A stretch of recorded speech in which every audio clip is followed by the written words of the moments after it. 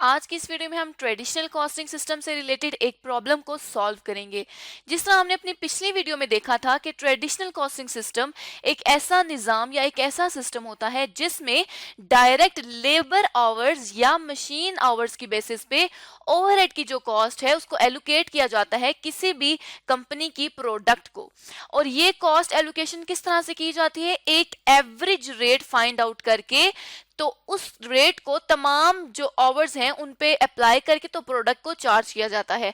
अब let's suppose कि हमारे पास बिंगो लिमिटेड एक कंपनी है जिसके कुछ ओवरहेड्स हैं जिनमें मशीन ऑपरेटिंग कॉस्ट है 10,000 की, मशीन सेटअप कॉस्ट है 8500 की और डिलीवरी कॉस्ट है 5500 की। अब क्योंकि हमने एवरेज रेट फाइंड आउट करना है और हमने अपनी बेस सिलेक्ट की हुई है कि ट्रेडिशनल कॉस्टिंग सिस्टम में डायरेक्ट लेबर या मशीन आवर्स की बेस होगी, तो यहाँ पे हम एज्यूम ये कर लेते हैं कि जो डायरेक्ट लेबर आवर्स हैं बिंगो लिमिटेड के लिए वो है 10,000 आवर्स। अब ये आवर्स हैं और ऊपर जो हमें कॉस्ट दी गई है ये कॉस्ट रुपीज में दी गई है। अब हम क्या करेंगे कि क्योंकि हमने एक एवरेज रेट फाइंड करना है तो ये जितनी तमाम ओवरहेड्स हैं इन तमाम को ऐड कर लेंगे। 10,000 में 8500 और 5500 को ऐड करेंगे तो ये ₹24,000 के आवर्स आ जाएंगे, सॉरी ये कॉस्ट आ जाएगी। टोटल ओवरहेड्स ये हमारे पास 24,000 के कैलकुलेट हो गए। अब एवरेज रेट फाइंड करने के लिए क्या करेगी कंपनी कि इस 24,000 को जो टोटल ओवरहेड्स होंगे उसको डिवाइड कर देना है आवर्स के साथ जो कि 10,000 आवर्स हैं। तो ये जो रेट आ जाएगा ये आ जाएगा 2.4 पर आवर। अब इस पर आवर को तमाम जितनी भी कंपनी के प्रोडक्ट्स होंगी उनको चार्ज किया जाएगा। अब ये तो हमने एक एग्जांपल समझ लिया, अब हम इसके न्यूमेरिकल की तरफ चलते हैं। तो यहाँ पे प्रॉब्लम है ट्रेडिशनल कॉस्टिंग सिस्टम से रिलेटेड जिसमें ये कहा जाता है टेंगो लिमिटेड एक कंपनी है जिसके लिए क्या कैलकुलेट करना है, जिसके लिए कैलकुलेट करनी है टोटल कॉस्ट ईच प्रोडक्ट की, तमाम प्रोडक्ट की टोटल कॉस्ट फाइंड करनी है ट्रेडिशनल अप्रोच के थ्रू। अब ट्रेडिशनल कॉस्टिंग सिस्टम या ट्रेडिशनल जो अप्रोच है इसके थ्रू हम फाइंड करेंगे टेंगो लिमिटेड के लिए टोटल कॉस्ट इसकी प्रोडक्ट्स के लिए। अब क्वेश्चन की तरफ चलें तो the company is currently using traditional costing system. Company traditional costing system को भी इस्तेमाल कर रही है अपने ओवरहेड्स को एब्जॉर्ब करने के लिए। Details of the four product and the relevant information are given below for one period. एक अरसे के लिए ये तमाम रेलिवेंट इंफॉर्मेशन दी गई है जिसमें कंपनी के जो प्रोडक्ट हैं वो चार प्रोडक्ट हैं, A product, product B, product C, product D. और इसका जो आउटपुट इन यूनिट्स है वो जो ए के यूनिट्स हैं वो 120 यूनिट्स हैं, बी के लिए 100 यूनिट, सी के लिए 80 और डी के लिए 120। इसी तरह से डायरेक्ट मटेरियल की कॉस्ट दी गई है 40, 50, 30 और 60। डायरेक्ट लेबर की कॉस्ट दी गई है 28, 21, 14 और 21। इसी तरह मशीन आवर्स पर यूनिट चारों प्रोडक्ट्स के लिए दिए गए हैं। और नीचे अगर हम देखें तो नीचे एक और इंफॉर्मेशन क्या प्रोवाइडेड है कि जो तमाम production overhead is currently absorb by using machine hour rate. जिस तरह हमने ट्रेडिशनल कॉस्टिंग सिस्टम में बात की थी कि जो ओवरहेड्स होंगे उनको हम या मशीन आवर्स की बेसिस पे चार्ज किया जाएगा या फिर उसको लेबर आवर्स पे चार्ज। तो यहाँ पे मशीन आवर पे चार्ज किया जाएगा, मशीन आवर के थ्रू रेट निकाल के उस पे प्रोडक्शन ओवरहेड्स को चार्ज किया जाएगा। The total of the production overhead for the period has been analysed as follows. जो तमाम प्रोडक्शन ओवरहेड इस पीरियड पे थे वो थे ये तमाम, जिसमें मशीन के डिपार्टमेंट कॉस्ट में रेंट, बिजनेस रेट्स, डेप्रिसिएशन और सुपरविजन आ रहा है जो कि है 10,430 रुपए की।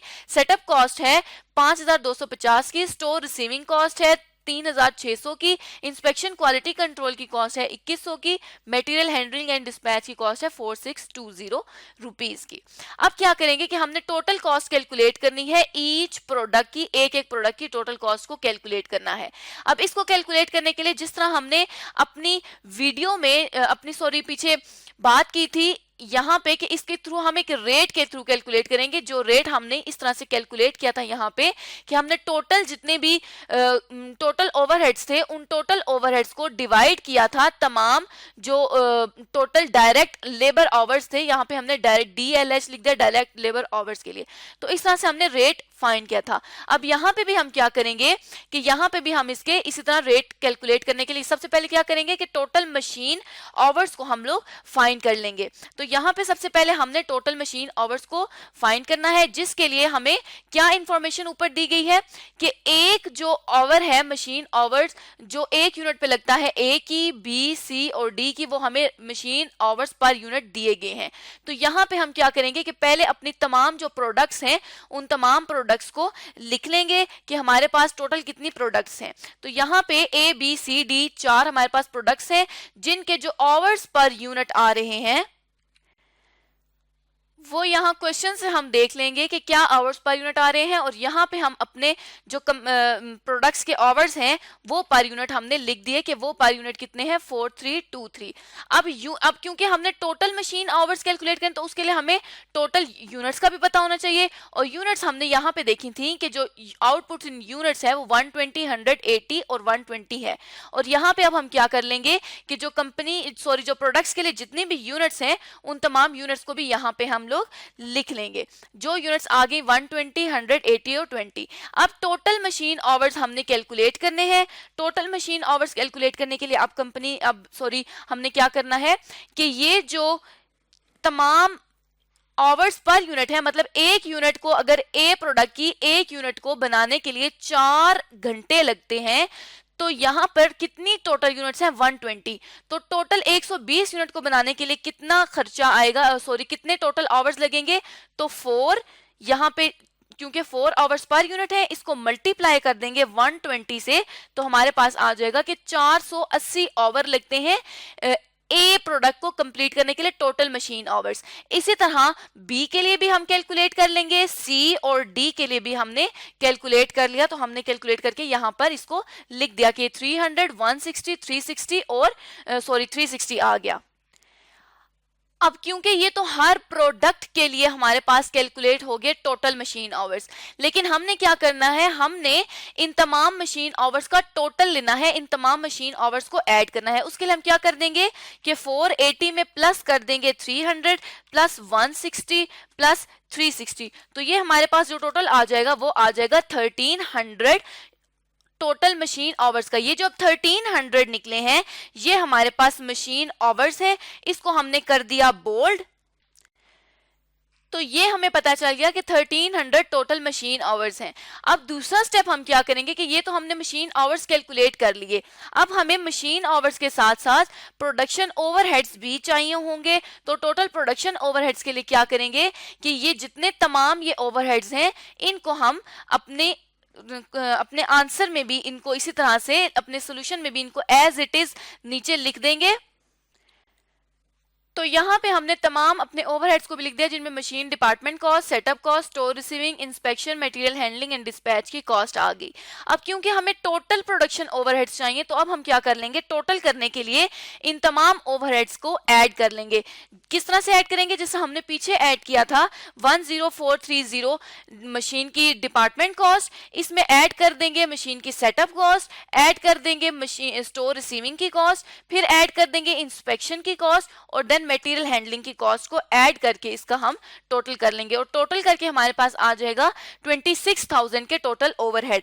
इसको भी हम बोल्ड कर लेंगे ताकि हमें ये पता चल जाए कि ये जो है हमने अब टोटल ओवरहेड्स को भी कैलकुलेट कर लिया। तो पहले स्टेप में हमने क्या किया कि टोटल मशीन आवर्स को कैलकुलेट किया, दूसरे स्टेप में हमने क्या किया कि टोटल ओवरहेड्स को कैलकुलेट किया। अब हम क्या करेंगे, अब हम इसका रेट फाइंड आउट कर लेंगे। अब यहाँ पे जब टोटल ओवरहेड्स रुपीज में हैं उनको डिवाइड कर देंगे टोटल मशीन आवर्स के साथ, तो एवरेज रेट पर आवर हमारे पास कैलकुलेट हो जाएगा। तो अब टोटल आवर्स की अगर टोटल ओवरहेड्स की बात की जाए तो टोटल ओवरहेड्स कितने हैं, टोटल ओवरहेड्स ये हैं 26,000 रुपीज के। तो ये 26,000 रुपीज को हम डिवाइड किससे करेंगे, 1300 मशीन आवर्स से। तो यहाँ पे हम इसको डिवाइड कर देंगे 1300 मशीन आवर्स से, तो ये हमारे पास रेट कैलकुलेट हो जाएगा ओवरहेड का जो कि आ जाएगा 20। इसको भी हम बोल्ड कर लेंगे ताकि हमें ये पता चल जाए कि ये हमने अब रेट कैलकुलेट कर लिया है। तो ये जो 20 का ओवरहेड का रेट आया है अब इसको हम अप्लाई करेंगे तमाम प्रोडक्ट्स पे। अब इस 20 एवरेज रेट पर आवर को तमाम प्रोडक्ट्स को एलोकेट किस तरह से किया जाएगा कि ये जो टोटल मशीन आवर्स हैं इसको हम ये जो एवरेज रेट पर आवर है, अब यहाँ पे हम एवरेज रेट पर आवर लिख देंगे और हम इस पर आवर रेट हमने कैलकुलेट कर लिया था कि पर आवर रेट हमारे पास क्या है, 20 का पर आवर रेट है। तो अब टोटल ओवरहेड के लिए हम क्या करेंगे, ये जो 20 का रेट पर आवर आया है इसको मल्टीप्लाई कर देंगे, जो ए के मशीन आवर्स हैं वो हैं 480 के, तो यहाँ पे जब हमने इसको मल्टीप्लाई कर दिया तो टोटल ओवरहेड्स आ गए कि टोटल ए प्रोडक्ट को कितने ओवरहेड चार्ज होंगे, वो होंगे 9600। इसी तरह से बी के लिए भी क्या करेंगे कि ये जो रेट आएगा इस रेट को मल्टीप्लाई कर देंगे टोटल आवर से, तो हमारे पास 6000 के टोटल ओवरहेड्स बी को एलोकेट हो जाएंगे।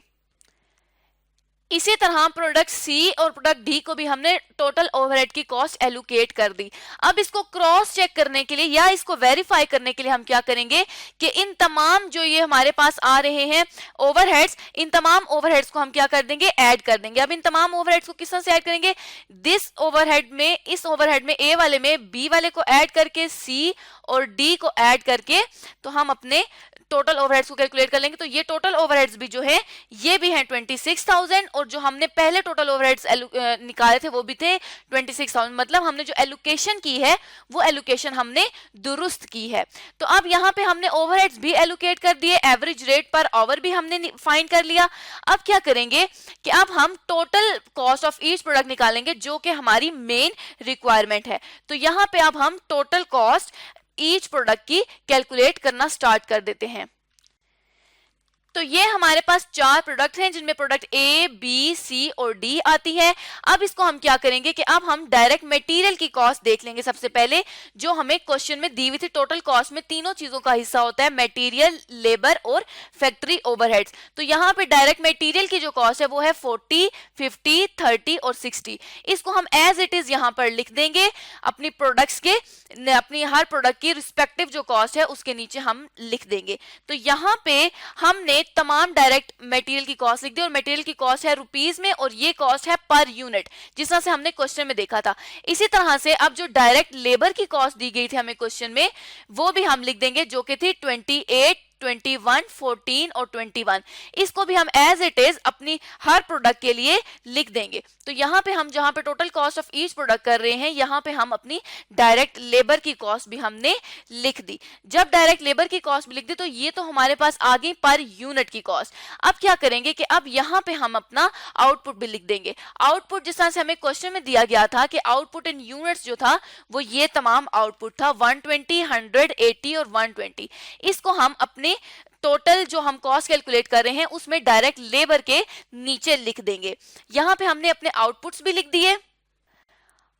अब पहले हम ये कर लेते हैं कि डायरेक्ट मटेरियल और डायरेक्ट लेबर की कॉस्ट इन दोनों को ऐड कर लेते हैं, क्योंकि ये पर यूनिट है और इसको हम आउटपुट के साथ मल्टीप्लाई करके टोटल मटेरियल और लेबर की कॉस्ट को कैलकुलेट कर लेंगे। मतलब टोटल जो वेरिएबल कॉस्ट है जो डायरेक्ट मटेरियल और लेबर से बिलोंग कर लिया उसको हम यहाँ पर लिख देंगे। तो यहाँ पे टोटल मटेरियल और लेबर किस तरह से निकलेगी कि यहाँ पे 40 में प्लस कर देंगे 28, तो जब 40 में 28 प्लस किया तो ये आ गया 68। अब क्या करेंगे कि 68 को मल्टीप्लाई कर देंगे 120 के साथ, तो हमारे पास क्या आ जाएगी, टोटल आ जाएगी कि टोटल ए प्रोडक्ट पे डायरेक्ट मटेरियल और डायरेक्ट लेबर की क्या कॉस्ट लगी है। तो यहाँ पे हम लिख देंगे कि टोटल मटेरियल एंड लेबर की कॉस्ट, जो कि ए प्रोडक्ट के लिए है 8160। इसी तरह से बी प्रोडक्ट के लिए भी हम क्या करेंगे कि इन दोनों जो डायरेक्ट मटेरियल और लेबर की कॉस्ट है इन दोनों को आपस में ऐड कर देंगे और फिर क्या करेंगे कि यहाँ पे जो कॉस्ट आएगी इसको मल्टीप्लाई कर देंगे आउटपुट के साथ, तो हमारे पास टोटल आ जाएगा। इसी तरह से सी और डी के लिए भी हम कैलकुलेट कर लेंगे। तो यहाँ पे 3520 आ गई सी के लिए और 9720 आ गई डी के लिए। अब ये तो आ गई टोटल मटेरियल एंड लेबर की कॉस्ट। अब क्या करेंगे कि हमने जो अपनी जो यहाँ पर ओवरहेड्स पहले के कैलकुलेट किए हुए थे, जो हमने हर प्रोडक्ट को एलोकेट कर दिए थे, ये वाले एज इट इज उठा के हम नीचे लिख देंगे। तो यहाँ ए के लिए जो था वो था 9600, जो बी के लिए ओवरहेड्स हमने एलोकेट किए थे वो थे 6000, सी के लिए जो कैलकुलेट किए थे वो थे 3200 और जो डी के लिए हमने कैलकुलेट किए थे वो थे हमारे पास 7200। तो यहाँ पे अब हमने टोटल ओवरहेड्स भी लिख दिया। अब जो total cost of each product आएगी वो क्या आएगी, वो इन दोनों कॉस्ट को, जो तमाम हमारे पास कॉस्ट है, इनको ऐड करके आएगी। तो यहाँ पे अब क्या करेंगे कि 8160 जो कि total material and direct labour की कॉस्ट थी, इसमें ऐड कर देंगे 9600 जो कि टोटल ओवरहेड्स की कॉस्ट थी। तो ये हमारे पास आ जाएगा 17,760 रुपीज।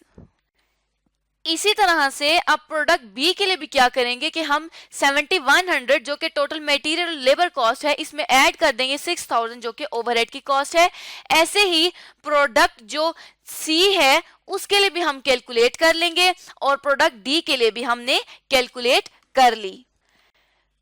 तो अब ये जो कॉस्ट आई है प्रोडक्ट ए, बी, सी और डी की, ये तमाम कौन सी कॉस्ट है, ये हमारे पास total cost of each product आई है। मतलब जो ए प्रोडक्ट को बनाने में लगेगी वो कॉस्ट लगेगी 17,760 की, जो प्रोडक्ट बी को बनाने में कॉस्ट लगेगी वो लगेगी 13,100, जो प्रोडक्ट सी को बनाने में लगेगी वो होगी 6,720 और प्रोडक्ट डी को बनाने के लिए जो कॉस्ट लगेगी वो लगेगी 16,920 रुपीज। तो आज की इस वीडियो में अब हमने क्या इस वीडियो में कैलकुलेट कर लिया कि total cost of each product हम ट्रेडिशनल कॉस्टिंग सिस्टम के थ्रू किस तरह से निकाल सकते हैं, फाइंड कर सकते हैं और ओवरहेड को किस तरह से हमने एलोकेट किया। तो इस तरह से आज की इस वीडियो में हमने जाना कि किस तरह से ट्रेडिशनल कॉस्टिंग सिस्टम के थ्रू किसी भी कंपनी की प्रोडक्ट को ओवरहेड की कॉस्ट एलोकेट की जा सकती है।